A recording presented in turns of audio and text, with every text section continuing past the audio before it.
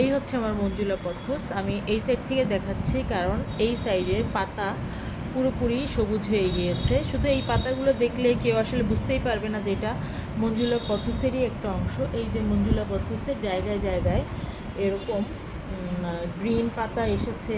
তো যেটা করতে হয় এই সব ক্ষেত্রে, এই গ্রিন পাতার ডালগুলো কেটে ফেলতে হয়। হ্যাঁ, যে গ্রিন যে পাতা, এই ডালগুলো কেটে ফেলতে হয়। তো যারা গাছপ্রেমী তাদের পক্ষে এই ধরনের সুস্থ সবল একটি গাছ শুধুমাত্র ভেরিগেশন আসছে না বলে ফেলে দেওয়া সম্ভব না। তো আমি যেটা মনে মনে ভেবেছি যে কেটে ফেলে না দিয়ে আমি এই গাছটা আরেকটা টাবে বুনে দিব, তারপরে দেখবো রেজাল্ট কেমন আসে। এই যে মঞ্জুলা পথসের পাতাগুলো হয় এই রকম, এই যে সবুজ আর একটু সাদাটে, হলদেটে সাদা বলতে পারি, ক্রিম কালারের এই সুন্দর গোল গোল পাতাগুলো হয়। যেই পাতাগুলো আমার একটা স্পেসে যে এই রকম না থেকে একেবারে গ্রিন হয়ে গিয়েছে। দেখুন, একেবারে গ্রিন এই পাতাগুলো। তো আমি যেটা চিন্তা করেছি, কেটে বাদ না দিয়ে আমি আরেকটা খালি টব এখানে নিয়ে নিয়েছি। এখানে আমি এই গাছটাকে বুনে দিব। মিডিয়াটা আমি এখান থেকেই নেব। এটা বেশ ঝুরঝুরে একটা মিডিয়া, আমি এটা দেখিয়ে দিচ্ছি। এই যে ঝুরঝুরে মিডিয়া।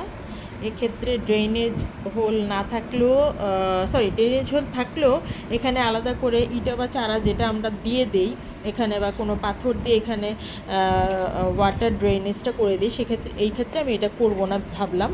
কারণ এই পানিটা অটোমেটিক্যালি বের হয়ে যাবে। এরকম ঝুরঝুরে মাটিতে আসলে পানি আটকানোর, এই ঝুরঝুরে মাটিতে আসলে পানি আটকানোর কোনো ওয়েই নাই, এটা বের হয়ে যাবে। তো আমি এখন দেখি ডালগুলোকে একটু আলাদা করে নিব, মিডিয়া এখান থেকে আমি নিয়ে নিব। তাহলে এই মঞ্জুলা পথসের যে অ্যাকচুয়াল ধর্ম, দেখেন এই পাতাটা আবার একদম সাদা, এই পাতাটা একদম গ্রিন। আসলে বেসিক্যালি এইরকম হয়ে থাকে, তবে ডিফারেন্স তো থাকবেই। এই যে কিছু পাতা একেবারে সাদা হয়ে গেছে, তো সাদাগুলো না, আমি সবুজগুলো থেকে কেটে বাদ দিব। আসলে বাদ দেওয়া একজন বাগানের পক্ষে খুবই কষ্টের। অনেক বেশি গাছ হয়ে গেলেও কিন্তু গাছগুলো ফেলতে পারি না, হয় কাউকে দিয়ে দিই, না হলে আবার কোনো একটি টাবে সেট করে দেই। তো আমি এখন এটা বুনে দিব আরেকটি আমার টাবে, যে টাবটিতে।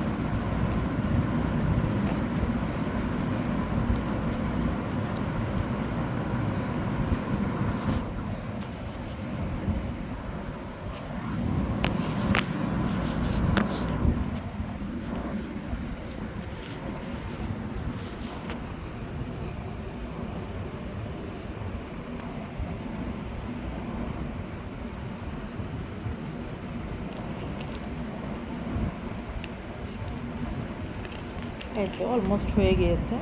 এখন আগের গাছটাকেও সুন্দরভাবে সেট করে দিব। যেহেতু মিডিয়াটা খুবই ঝুরঝুরে, তাই দেখেন কি সুন্দর করে প্রত্যেকটা গাছকে চাইলে আবার সেপারেট করা যাচ্ছে, আবার আগের মতো মাটিতেও দিয়ে দিব।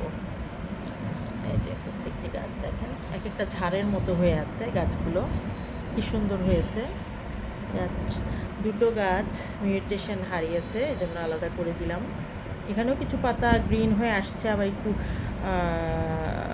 এই দেখুন এই পাতাটাও সম্পূর্ণ সবুজ। তো এগুলোকে কেটে বাদ দিতে পারলে এই গাছটা মিউটেশন হারাবে না। দেখে আমি এগুলোকেও বাদ দিয়ে দিব। এই যে এটা একটু হলদেটে থাকলেও এটা কিন্তু পুরোপুরি সবুজ, দেখেছেন এই একই গাছে। এই যে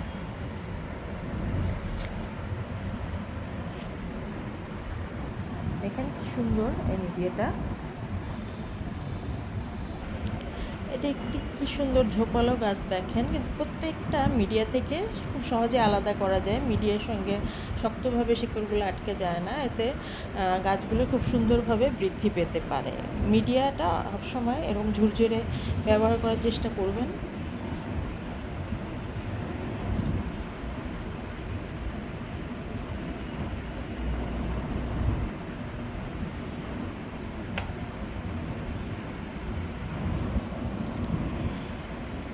সবশেষ গাছটি দিয়ে দিলাম মিডিয়াতে, সুন্দর করে ভালো করে গর্ত করে শেকড়টা একটু ভেতরে দিয়ে দিচ্ছি।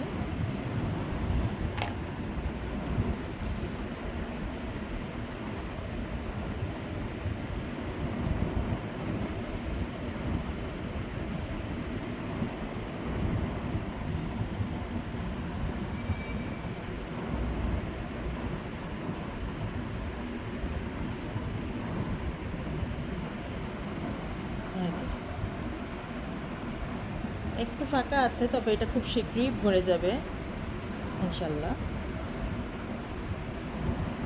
তো আজকের মতো এই পর্যন্তই, দেখিয়ে দিলাম আমি কিভাবে সেপারেট করলাম এই গাছটাকে। আচ্ছা, আরেকটা গাছ রয়ে গেছে, এটা একটু গুনে দিই। এই তো এখন অলমোস্ট পটটা ফুল ফিল্ড মনে হচ্ছে। এই যে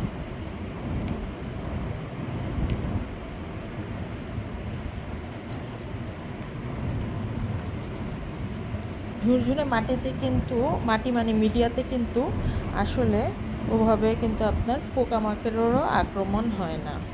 এর অনেক বেনিফিট আছে, শুধু খরচটা একটু বেশি, কিন্তু দীর্ঘমেয়াদে এটা আপনার লাভজনক আমার মতে।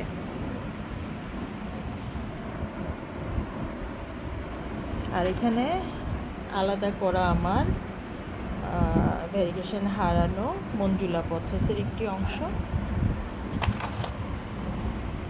যে গাছকে এত যত্ন করে বড় করেছি তাকে কি আর ফেলতে মন চায়?